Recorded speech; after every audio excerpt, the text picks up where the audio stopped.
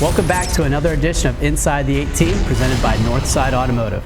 This is your weekly look at the men's and women's soccer programs at West Virginia University. I'm Adam Zundell. Both squads continued league play over the past weekend, and we'll have the highlights in just a bit. But first, you haven't heard senior Yale Tiley's name mentioned much in relation to the WVU men's soccer program. No wonder, in all of his years in the program, he's never played. But all that hard work and devotion finally paid off. I've been playing since I was a little kid. My mom didn't want me to play football just because she, was afraid of me getting hurt or something. But ever since I was 4 years old, I've always shown interest in it. And I hated playing t-ball, so that was out of the question. Yeah, I went to GW, played high school soccer, and played varsity all 4 years. And I was a pretty solid a defensive midfielder, and mainly because I was tall, so I could win everything in the air. And then my fellow teammate, Nick Claudio, he played high school soccer with me, and he got chosen to play it here at WU, and so I just decided, if he could do it, I might as well try out. Coach LeBlanc was like, do you want to be a goalie? And I was like, sure, Coach, I'll be whatever you want me to be. And so that's how it started out, being a goalie here at West Virginia. But in his entire career, Yale had never seen the field in a regular season match. You had to wonder, why did he work so hard all the time only to never see the field of play?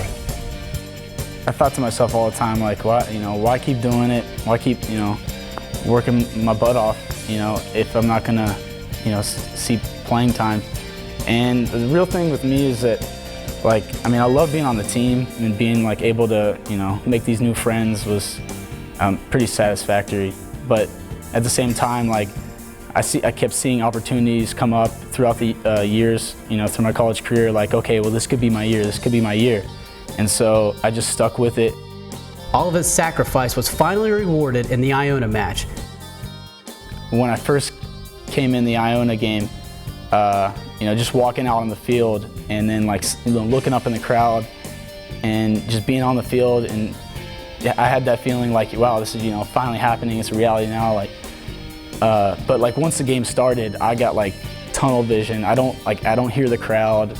I don't see the crowd. I see where the ball is, what's happening, and then at the end of the game, it finally clicks. I'm back. Yale was awarded his first career start in a conference match against Buffalo. He also collected his first clean sheet in a 2-0 WVU victory. It was one of the happiest moments I've had in my career here. And I knew that it was coming, and it finally did. And having the clean sheet was definitely a plus. I'm very happy about that. This past Sunday was senior day, and Yale was again on the bench instead of in goal. Still, he's thinking of only one thing as the Mountaineers head into the end of the season. Basically, number one thing is just to help the team win. And that's the biggest thing right now, is just winning out the season. So hopefully I can do that, and I have a lot of faith in the guys in front of me and in myself to do that for the rest of the season. Tournament time is right around the corner for both teams, and last weekend both teams were in action against conference foes. Let's start with the women. Friday night in Morgantown, it was senior night as the Mountaineers and Baylor Bears tangled in a battle of Big 12 unbeatens. WVU scored first in the 26th minute when junior Kara Blosser put in a bad clearance from the Baylor keeper. The match remained 1-0 until Baylor's Dana Larson put in this free kick with just 13 seconds remaining in regulation to tie the match. 20 minutes of overtime didn't produce a winner as both teams remained unbeaten in the conference.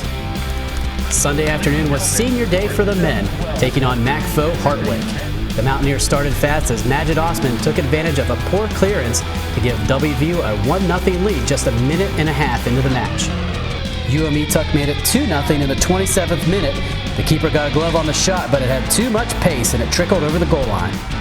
Hartwick pulled a goal back in the 61st minute, but West Virginia immediately answered on the hookup from Pivo Due to Shadow Sabele. Senior to senior on senior day as the Mountaineers take it 3-1.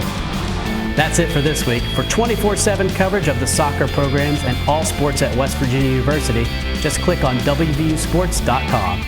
I'm Adam Zundell, and we'll see you next week for Inside the 18, presented by Northside Automotive.